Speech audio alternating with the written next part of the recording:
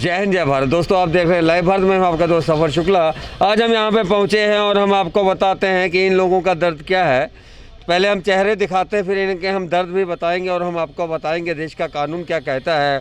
और सबसे बड़ी बात है कि इतनी पढ़ाई लिखने के बाद, और सबसे बड़ी बात है कि फिजियोथेरेपिस्ट हैं। और इसके बाद सर आपको डॉक्टर कहा जा सकता है? पहला सवाल।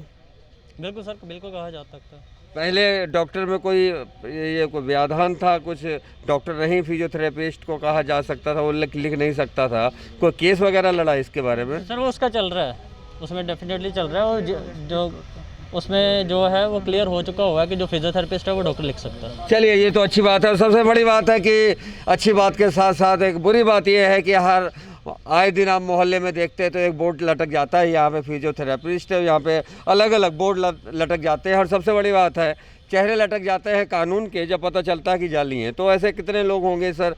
क्या पीड़ा है आपकी और आज आपने सब यहाँ पे इकट्ठा क्यों हुए हैं, बताइए पहले हमें।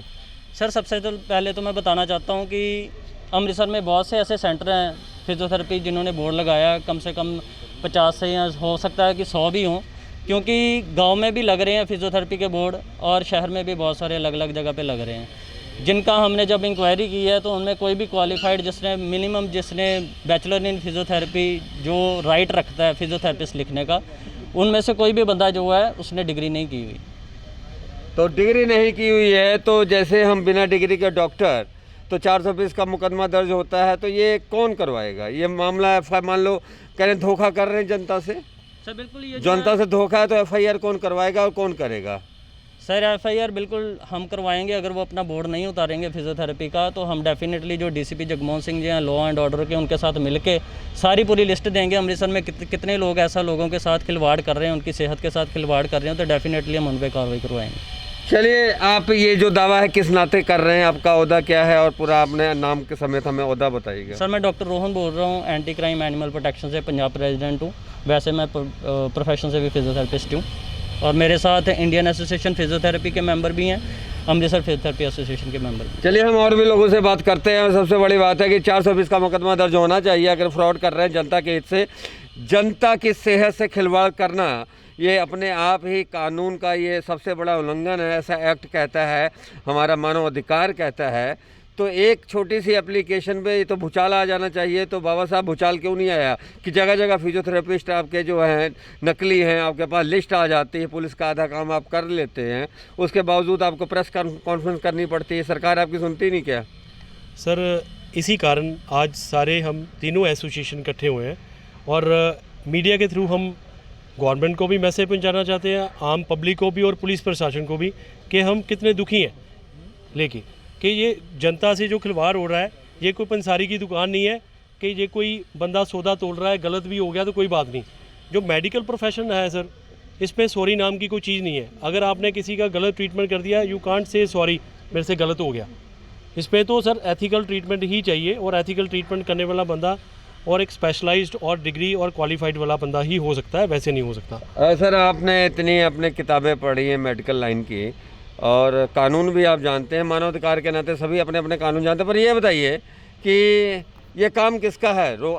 क्या आपकी एसोसिएशन जब आए सड़कों पे या प्रेस कॉन्फ्रेंस करे तभी ये हो सकता है? क्या इलाके का जो SHO है या इलाके का जो काउंसलर है, क्या उसके एक्ट के तहत नहीं आता कि उनके इलाके में जो सेंटर खुल रहा है तो वो पूछे इनका भाई नंबर है या नहीं है, जायज़ है या ना?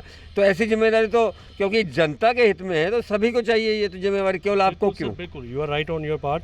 अभी हम यही चीज़ करने जा रहे हैं कि बेसिकली मान लो कि किसी गांव में सेंटर खुला है तो उस एरिया के जो SHO हैं, हम थ्रू कमिश्नर साहब उनको भी कंप्लेंट देंगे कि ये वाला जो सेंटर है दिस इज़ इलीगल सेंटर, ये बंदा किसी मरीज को हाथ नहीं लगा सकता, ना ही अपने घर के बाहर फिजियोथेरेपी सेंटर लिख सकता है। तो ऐसा न करें कि आप पुलिस से एक NOC जारी करने का प्रावधान हो जाए कि कोई भी अपना फिजियोथेरेपिस्ट अगर सेंटर खोलना भी चाहता है तो एक ऐसे महकमे से NOC ले जहाँ पे उसका सारा बैकग्राउंड चेक कर लिया जाए। सर बिल्कुल, इंडिया में एक सबसे बड़ी बॉडी है जिसका नाम है इंडियन एसोसिएशन ऑफ फिजियोथेरेपी।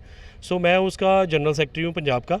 तो जो भी फिजियोथेरेपिस्ट जो BPT बैचलर ऑफ फिजियोथेरेपी 4.5 साल की डिग्री करता है वो IAP के साथ रजिस्टर्ड होता है। देखो सर, ये क्या है कि जैसे ये केवल इंडिया में नहीं है, ओवरसीज़ में भी सेम ही है। जो भी जैसे USA चले जाओ तो वहाँ पे वहाँ पे भी स्टेट काउंसिल है, बिल्कुल, अमेरिकन हम आपकी बात अमेरिकन समझ- फिजियोथेरेपी काउंसिल जी, है, जी। ऑस्ट्रेलियन एक फिजियोथेरेपी काउंसिल काउंसिल हो जिसकी पूरी नज़र हो, पूरे बिल्कुल देश सर, की हो या प्रदेश की हो, देश की होगी तो प्रदेश पे नज़र होगी, बिल्कुल सर, बिल्कुल। पूरा जो सेल हो और उसके तहत उनको मान्यता प्राप्त, उनको एक सर्टिफिकेट इशू किया जाए जो अपने सेंटर पे लगाए, यही कहना चाहते हैं आप? बिल्कुल सर, ऐसा ही सेम है जैसे तो हमारी ये फार्मूला अगर मान लिया जाए तो आपको यहाँ पे सड़कों पे उतरने की या बिल्कुल कोई जरूरत ऐसी नहीं है, जरूरत नहीं है। बिल्कुल जरूरत नहीं तो है। ये फार्मूला मानने के लिए पंजाब सरकार बाध्य है या केंद्र सरकार? सर दोनों ही सर, पंजाब भी और केंद्र भी। अगर दोनों नहीं मानती तो क्या इसको अदालती मुद्दा भी बनाया जा सकता है? बिल्कुल बनाया जा सकता है सर। देखो हमने इतने साल गाले हैं सर, वो किस लिए इतना पैसा खर्च किया है, और जो अभी आप जितने कॉलेज में जाते हो, पता नहीं अमृतसर में, पंजाब में कितने कॉलेजेस हैं, हर बैच में 40, 45, 50 स्टूडेंट्स हैं। इसका मतलब तो यही है उनकी लाइफ के साथ खिलवाड़ हो रहा है। आगे उनको अगर उनका भी प्रोफेशन सेम ही रहना, जो एक मालिश वाले का रहना, फिर तो डिग्री करने का फ़ायदा कोई नहीं है अच्छा, कुल सर। मिला के हम आपको बता दें कि जब आपके पास कुछ लोग सीखने आते हैं, बच्चे हैं, बेटे हैं या बेटियां हैं, वो सीखते हैं महीना, 6 महीना, 4 महीना, और उसके बाद में थोड़ा परफेक्ट हो जाते हैं। मान लो लड़की की शादी हो जाती है तो वो एक दहेज में ले जाती है कि मैं फिजियोथेरेपिस्ट हूँ, और वहाँ पे जाके वो एक बोर्ड लगा देती है। तो इससे नुकसान ऐसे लोगों का होता है जिनको अपने बच्चों के बारे में नहीं है, कैसे डॉक्टर सलाह देते हैं कि इनको, छोटे छोटे बच्चों को या बुज़ुर्गों को, तो सेहत के साथ खिलवाड़ भी है क्या? सर बिल्कुल सेहत के साथ तो पूरा खिलवाड़ हो रहा है। अगर आपको किसी चीज़ की नॉलेज नहीं है और वो आप चीज़ कर रहे हो तो ऑब्वियसली आप उसको जो है वो गलत तरीके से करोगे, तो सेहत के साथ तो खिलवाड़ है ही है। यहाँ पे हमारे जो मालिश करते हैं तो या फिर जो दूसरे ट्रीटमेंट करते हैं, हम उनको ये नहीं बोलते कि आप फिजियोथेरेपिस्ट, जो वर्ड है that belongs to physiotherapy who is qualified, who is BPT. हम उनको ये नहीं कहते आप अपना प्रोफेशन छोड़ दो, आप अपना मालिशिया करना है तो आप मालिश को करो, आप ये ऊपर बोर्ड मत लगाओ कि आप फिजियोथेरेपिस्ट हो, ताकि पेशेंट को इजीली अच्छा, पता ये सके। अंग्रेजी का इतना नाम लिखने से फीस बढ़ जाती है क्या?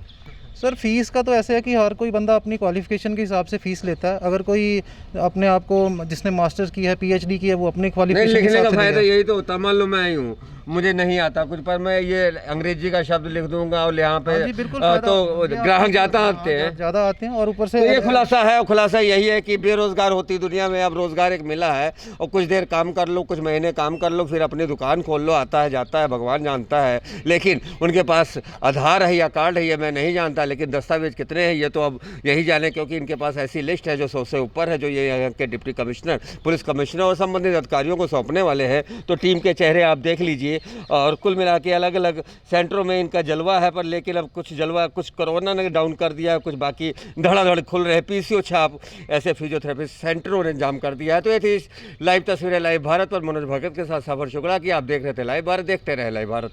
जय हिंद, जय भारत।